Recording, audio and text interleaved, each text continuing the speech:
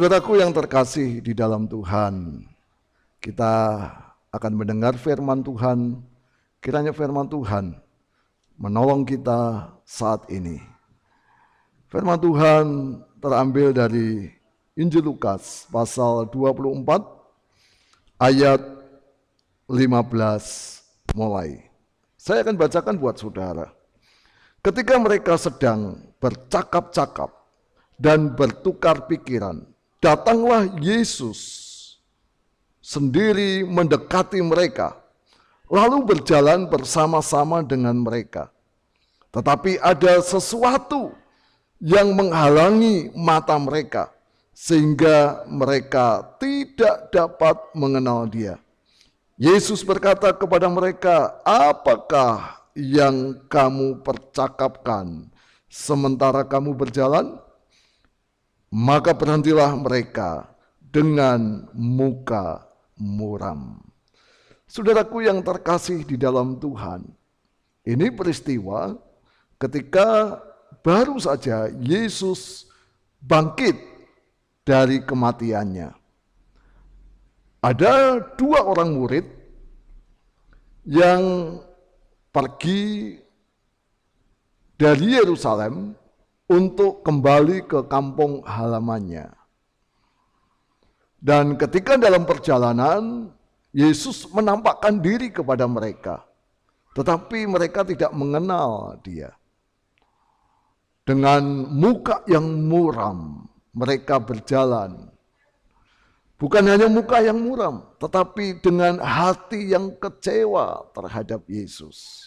Saya akan bacakan betapa kecewanya dua orang murid Yesus ini. Ayat 21, padahal kami dahulu mengharapkan bahwa Dialah yang datang untuk membebaskan bangsa Israel.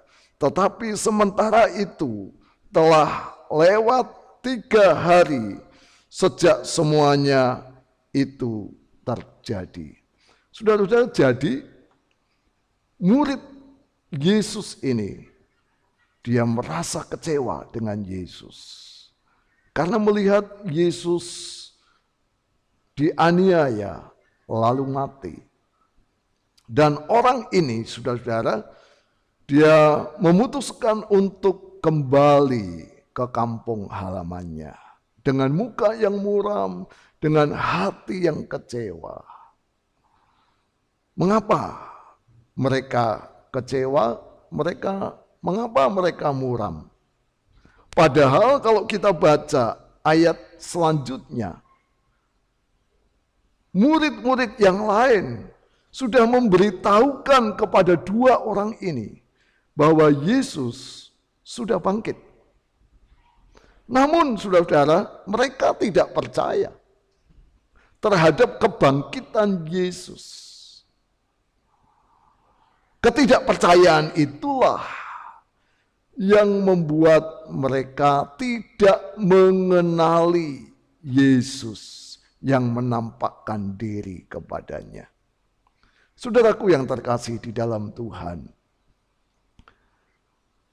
saat ini Yesus tetap hidup. Dia sudah bangkit 2000 tahun yang lalu. Dan sekarang dia tetap hidup. Bahkan tetap hidup untuk selama-lamanya. Namun ada banyak orang merasa bahwa Yesus tidak hidup. Dibuktikan dengan banyaknya orang kecewa terhadap Yesus. Mereka kecewa, kenapa? Karena harapan-harapan yang bersifat jasmani tidak terkabulkan. Sebagaimana contoh orang ini. Dua orang ini, saudara-saudara, dia kecewa karena dia berharap Tuhan Yesus datang untuk membebaskan negara Israel, kerajaan Israel pada waktu itu dari penjajahan Romawi. Namun harapan itu, saudara-saudara, sirna dengan kematian Yesus. Padahal, saudara-saudara, kita tahu kematian Yesus bukan untuk membebaskan umat Israel dari penjajahan Romawi secara fisik. Tetapi kematian dan kebangkitan Yesus membebaskan manusia dari dosanya. Membebaskan saya dan saudara yang terikat dengan dosa. Itu yang benar. Tetapi dua orang ini mengukur Yesus hanya dengan perkara-perkara jasmani saja. Nah, saudara-saudaraku, bagaimana iman saudara terhadap Yesus? Apakah saudara masih mengukur Tuhan Yesus hanya dengan perkara-perkara jasmani saja? Misalnya, saya sudah ikut Yesus, tetapi kenapa saya tidak diberkati? Saya sudah ikut Yesus sekian lama, mengapa hidup saya ini, ekonomi saya tidak pernah berubah lebih baik? Mengapa saya sudah ikut Yesus, bahkan melayani dalam pekerjaan Tuhan, mengapa tidak ada perubahan dalam keluarga saya? Ataukah mungkin mengapa saya sudah ikut Yesus, tetapi sampai saat ini penyakit saya tidak disembuhkan? Lalu saudara menjadi muram. Saudara menjadi kecewa terhadap Yesus. Atau mungkin saudara mengharapkan Yesus memberkati usaha saudara. Yesus memberkati pekerjaan saudara. Itu tidak salah, saudara-saudara. Tetapi kalau hanya sebatas jasmani saja, kita sedang menerapkan iman yang salah. Iman yang benar kepada Yesus adalah iman di mana kita sudah diampuni oleh Tuhan. Kita sudah dibebaskan dari kuasa maut dan kita memperoleh keselamatan hidup yang kekal di dalam kerajaan sorga. Itu yang terutama sebagai seorang Kristen. Di masa yang sulit ini, kita suruh tinggal di rumah. Mau begini sulit, mau begitu sulit, mau usaha begini sulit. Semua serba sulit, saudara-saudara. Tetapi jangan ukur Yesus dengan kesulitan-kesulitan yang kita alami secara jasmania. Karena Yesus datang untuk membebaskan saya dan saudara dari belenggu dosa. Dengan demikian, kalau kita mengerti hal ini, maka sesulit apapun hidup kita, iman kita tidak goyah.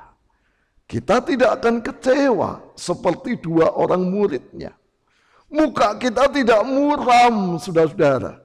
Sebaliknya kita tetap berseri, bersukacita oleh karena Tuhan sudah menyelamatkan saya dan saudara. Namun demikian, percayalah, Tuhan tidak biarkan saudara di masa yang sulit ini. Tuhan tidak tinggalkan saudara di masa yang sulit ini. Tuhan akan tetap memberikan kekuatan kepada saudara dan saya. Tuhan tetap membela saudara dan saya. Tuhan akan tetap menjagai saudara dan saya. Itu sebabnya tetaplah kita percaya, beriman kepada Tuhan dalam segala sesuatu apapun. Dan biarlah wajah kita tetap bersukacita, hati kita tetap bersukacita.